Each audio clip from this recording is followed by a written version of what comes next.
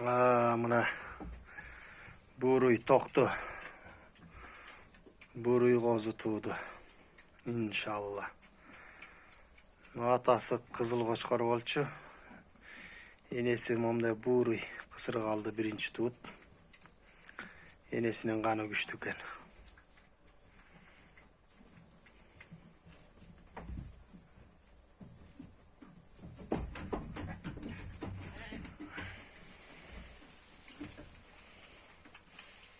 Özüne hop bakışırken maşallah.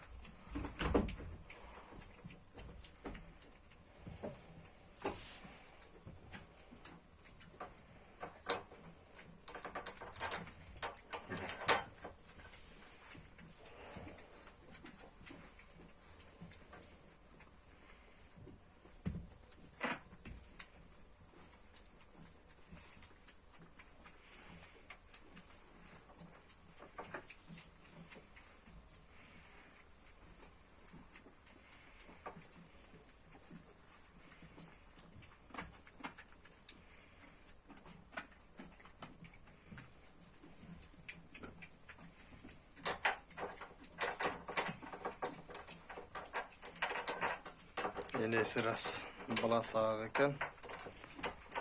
Жақшы қарачыдай екен, Құдай бұйырса, иншалла.